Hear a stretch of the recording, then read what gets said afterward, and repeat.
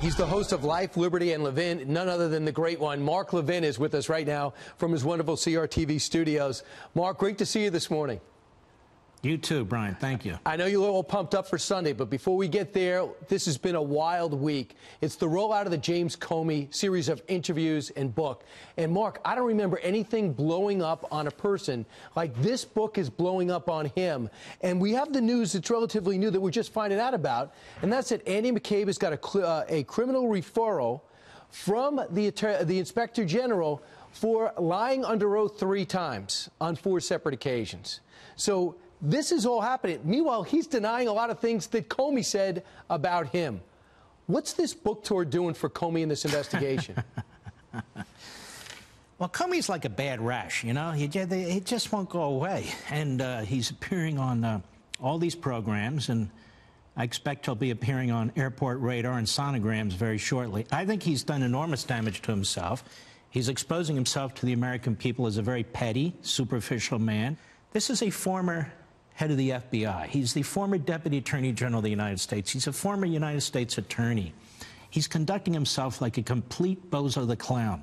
And he does enormous damage to the Federal Bureau of Investigation by conducting himself this way. People need to keep something in mind. He was head of the Bureau, and his deputy was Andrew McCabe, who now has a criminal referral from the Inspector General of the Department of Justice to the United States Attorney in Washington, D.C.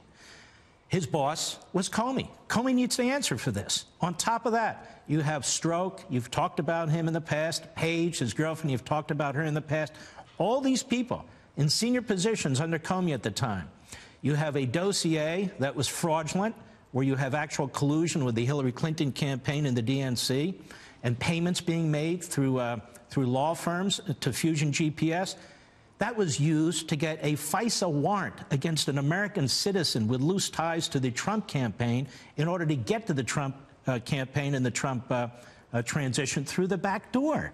All this, again, occurred under James Comey's watch. And then he meets with the president-elect of the United States a week or so before he becomes president of the United States, clears the room out, doesn't show him the dossier, doesn't tell him who funded it, but tells him some of the most scurrilous lies that are in this dossier in order, I think, to tell the President of the United States, don't mess with me. Look what I have on you. Mark, I actually think he was in a position to blackmail the president, or he thought he was. It's not Mark Levin or Brian Kilmeade being critical of James Comey. Now it's Loretta Lynch. Now it's Andy McCabe, who said, by the way, you told me to talk to the Wall Street Journal. And he's on record saying, I never told anybody to leak. Somebody's lying, and I haven't said the name Donald Trump. Let me ask you a question, Brian Kilmeade, or the whole nation. When you have James Comey roaming around the country like this, and now there's disputes about his congressional testimony, there's disputes about his supposed memos, what he said in those and so forth, and you're a potential witness for the government in some case that Robert Mueller's investigating, why hasn't Robert Mueller pulled this guy back? I mean, I keep hearing it's going to hurt Mueller's case, hurt Mueller's case. Okay, great. So why doesn't the special counsel, who's best friends with Jim Comey, who's appointed as a result of Jim Comey leaking illegally to the New York Times through his front man, the college law professor, why doesn't Mueller take control and say, Jim, you're screwing up my cases potentially, be quiet? And I'll tell you the reason why. Because this is all an attack on the President of the United States. This is not really about a legal case. And let me tell you why it's not really about a legal case. If we had a real special counsel who said, you know, my job is to investigate Russian interference in the election and possible collusion with the Trump campaign, it would have been over 6 months ago. There was no collusion with the Trump campaign. Interference with the election was well known. That's really a counterterrorism investigation, not really a criminal investigation. He should fold tent and be done. But he doesn't want to fold tent and be done because he wants to see, that is the prosecutor, he wants to see the president impeached. Moreover, the Deputy Attorney General of the United States, Rosenstein, if Mueller won't control himself, Rosenstein should be controlling Mueller. I said this as a former chief of staff to an attorney general, but Rosenstein's in the tank too. This is not any longer a criminal investigation. It is an impeachment investigation. Right. It is a political investigation, and Jim Comey is the face of it. there's a storyline out there without a plot, and that is that the President of the United States is going to fire Robert Mueller. There was a story out the other day that Pittsburgh is preparing riot gear just in case, the city of Pittsburgh, in case President Trump fires Robert Mueller. He hasn't. He wasn't. There's none confirmed reports about it. Why are these non-existent stories taking the headlines? Because that is what much of the media have become. Whatever happened to that clown Michael Wolff, who wrote that nasty book? They pushed him for 10 days. He fell off the edge of the earth. Whatever happened to that professor at Yale who was running around talking about the president's mental state? They pushed her off the edge of the earth. Now they have a porno star. When she's done, they'll push her off the edge of the earth.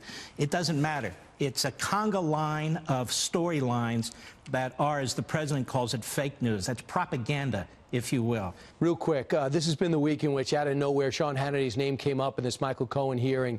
You've done some digging and found out that there were two networks that pushed to have his name exposed. And you believe there should be a Hannity test now to see if anyone is going to have a double standard to everything they do, from Chuck Todd to George Stephanopoulos to others. Yeah, we ought to know every lawyer who has ever represented any of these so-called journalists or they've ever talked to. We might as well ask about the urologists and proctologists and gynecologists while we're at it, just to make 100% sure that there's no conflict of interest. You know, scores of these so-called reporters have worked for Democrats, and scores of Democrats have moved into these positions as journalists. But what we learn now is that the lawyer who went in front of the Love judge, Kimba Wood, and demanded the release of this client number 3 was the lawyer for CNN and the New York Times. And while they were trashing Sean, they never mentioned that they were involved. It was their lawyer. And this judge, as Andy McCarthy wrote in National Review, blew it big time. This judge and the U.S. Attorney's Office had a responsibility to protect Sean's name, not so much because of attorney-client privilege, because you're not supposed to smear an innocent person in the course of a criminal investigation.